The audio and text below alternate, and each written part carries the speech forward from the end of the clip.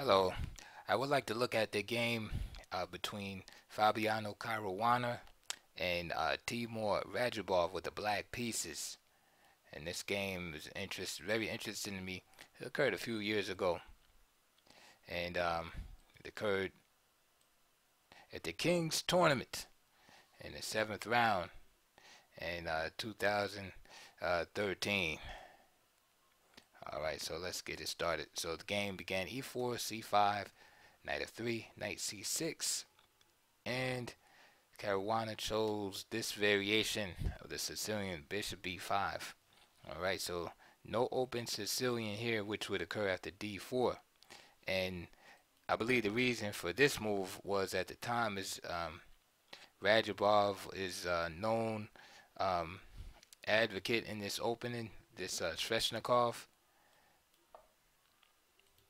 which could come after d4 and knight f3, after d4, c takes d4, knight takes d4,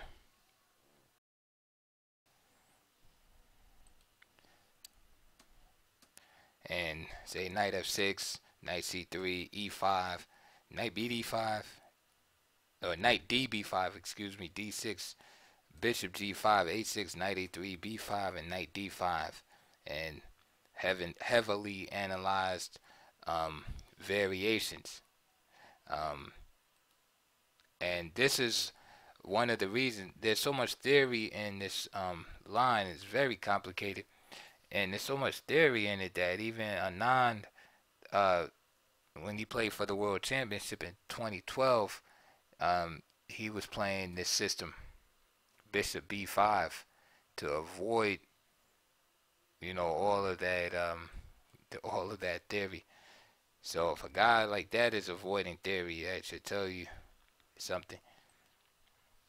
So after bishop b5, e6, castle, knight g e7, d4, c takes d4, knight takes d4, and one positive of the development to this knight to e7 is that if white trades his bishop, he'll be giving up his bishop pretty much for nothing here.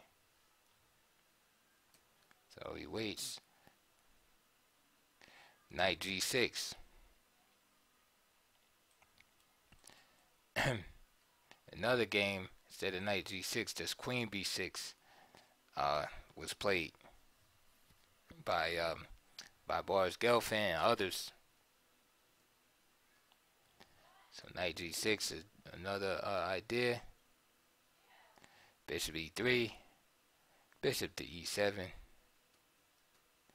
bishop e2. Now, this was a new move at the time, and it makes sense because, again, I was just talking about giving up the bishop for nothing. The bishop has accomplished its purpose, and there's no reason just to arbitrarily trade it off for the knight for no benefit. Either the knight would replace the other knight on c6, or a pawn would come to c6, and white's pawn structure would be, good, and lines would be opened for black's bishop to develop. So there was nothing really to be gained out of for that bishop to be there on b5. Okay. Another aspect of this move, bishop e2, is so Caruana can play this move c4, heading for a Marazzi bind pawn structure. So if he tried to play c4 right away, for instance here, the bishop looks kind of suspect here. Again, it would just wind up getting traded off for nothing. So he kind of tucks the bishop back in, job well done, and now he's going to play it. So castle, c4, knight takes d4, queen d4, and again, these are all common themes here because black's position becomes a little cramped. He has this like hedgehog type position, becomes a little cramped, and usually you want to relieve that by trading off pieces. So knight takes d4, queen takes d4, and then the bishop just came to f6, hitting the queen. And to me, black, has a decent game. A little cramped, and there's a lot of play left, but black has to be okay. So b6, knight c3, bishop b7, f3, and again you have this Marazzi structure, and it's very solid.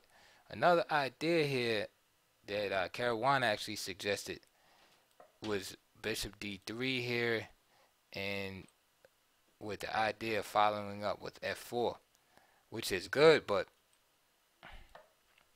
so for example, knight e5 there, bishop e2, and then with this idea of f4 kicking the knight out, of course the knight could just jump back here. And then after f4, black has to be careful. Excuse me, white has to be careful, because black can consider giving up this bishop right here, as this wouldn't be protected. So the idea would have to be prepared adequately. But f3 is very consistent and solid. So queen e7, a4. Okay. The idea of behind a4 is so that white can protect this bishop on e3 if black plays this move d5. Okay, so for example, if rook fd1, right, looks like a great move here, attacking this pawn. d5, c takes d5, bishop takes c3, queen takes c3, e takes d5, e takes d5, rook fe8.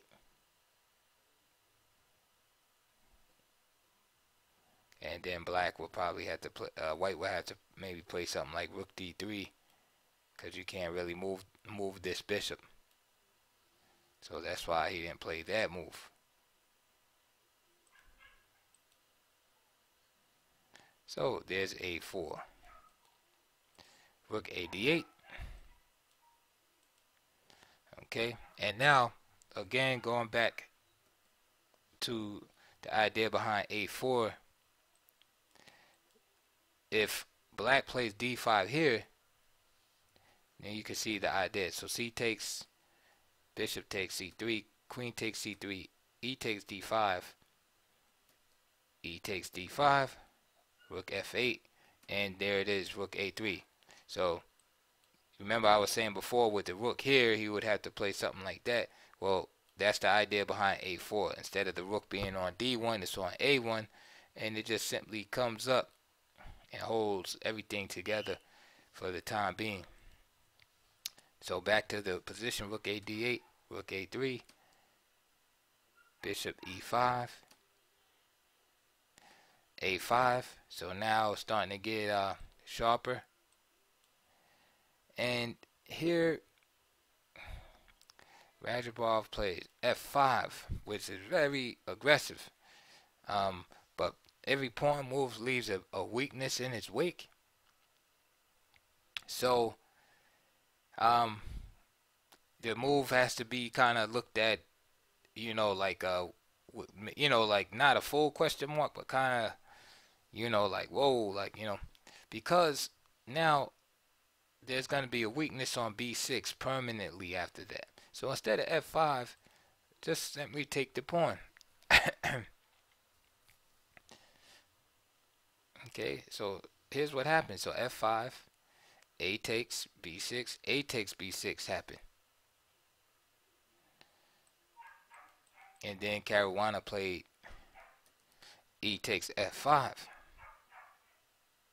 Now, can you see why bishop takes b6 is not really that good here? If bishop takes b6, then queen h4. Okay, and then G3 leads to a draw by perpetual, at least. So black troubles will be solved immediately.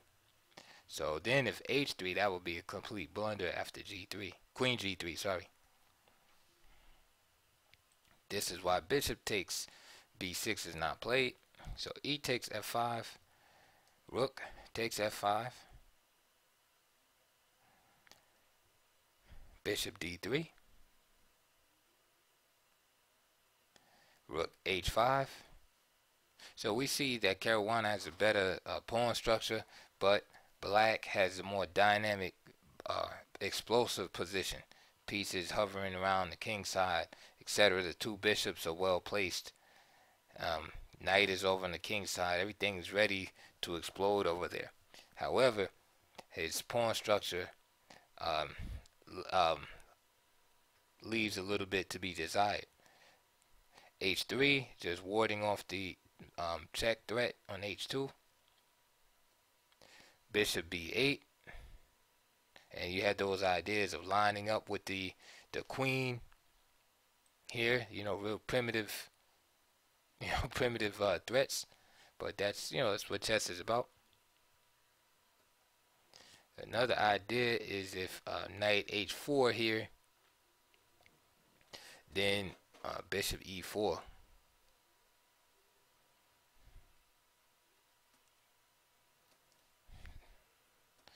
Bishop B8 was played, and now Caruana decides that it's time to clear that the D file so that the queen cannot line up there.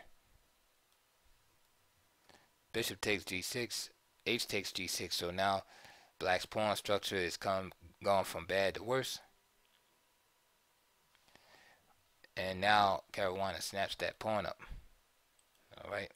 So black has a little compensation for the sacrificed pawn because of the bishop pair, and again, as I mentioned earlier, he has a very aggressively placed pieces around the king. So those attacking prospects give him some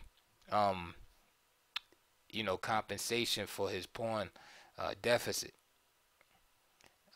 Is it enough? That's kind of one of those things. You probably had to play this position 100 times or something on the computer. So it's one of those things. If you're an attacking kind of player, you probably like this position. If you're not really that type of player, then you probably prefer white. So, I mean, I like to attack, but I prefer white in this position. I'd rather have the white pieces because I don't believe that black's attack is that strong. Like white is solid enough to ward it off, because to me, if you're not mating or gaining material here, that you probably busted going into the end game. And I don't think that white is really in that much danger. He just has to be careful not to get swindled. Now, of course, if you're playing game 30 time control, then maybe black's position is nice to have, because you have to take a lot of time to watch out for pitfalls.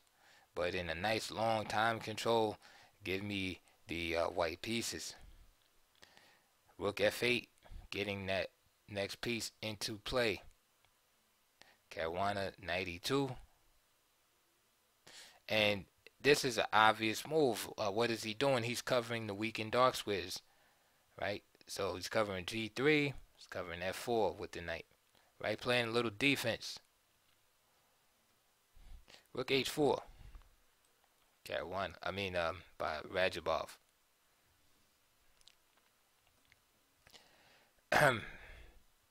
Now, another option, and this is a line that Caruana had suggested, was D5 here. And after, say, C5, then E5, black. And the idea here is if white plays C takes D5, then of course the D file becomes blocked again, and then this allows black to play Queen D6. This is the idea. So white plays C5 to keep this from happening. And then again, e5 with the idea of pushing the pawns, pushing to e4. Well, Radjabov played rook to h4, queen d3, and just weaknesses. And Radjabov played king h7, which I don't like, because to me in this type of position, if you have black, you shouldn't really be worried about pawn on g6. That you gotta let that go.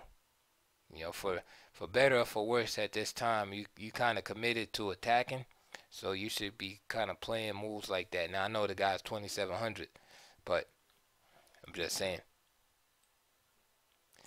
So I like move like bishop d6, just like attacking moves. Even rook c8. All right. So anyway, d5 is still an option there. King h7 was played. Now this gives Caruana a chance to consolidate a little bit around the king, and that's basically black's whole game there. If he can't get it in attacking, and white trades off some pieces, and black is done. So rook takes h3. Okay, so this is based on a miscalculation here. All right, so something went wrong in those calculations. So black should have just probably retreated the rook, because there's no attack, because we can see all the pieces around Caruana's king for defense. Okay, and so there's no attack, so this means white has a clear advantage, and this move just speeds up the end. So g takes, queen takes, king h1, rook takes f3, and Caruana, relying on this pin is Radjabov. If queen h5 here, right, adding more pressure here, and king g2. Notice queen h5 threatens here a third time and this pawn, but this king h2. So rook takes f3 was played, queen takes f3, and Radjabov played queen e5. He went for the mate here. Now some of you are saying, wait a minute, why not just bishop takes f3? Well, this is good for white. He has two rooks to compensate for the queen, and he has two minor pieces. This is a big advantage for white. Okay, and if you don't think so, you need to study on equivalence for the queen. But this is huge advantage for white. So queen e5 was played by Radjabov, and then just the obvious move, bishop g3. Okay, now Radjabov played queen takes e2, which just huge miscalculation. Now probably the best chance is maybe queen takes b2 here, bishop takes, and then move like that. Rook a takes f3, and queen takes b8, and it's tough. White's still better, but winning probably, but this is a tougher game for white to convert. Instead, queen takes e2 was played, and then Radjabov lost the bishop on b7. Queen takes f1, and then simply king h2, and then after king h2 resigned, Radjabov just resigned, because after king h2, if he checks here, notice there's a pin. If he checks here, then just simply queen g2, and white simply remains a rook up. All right, so I hope you enjoyed that game.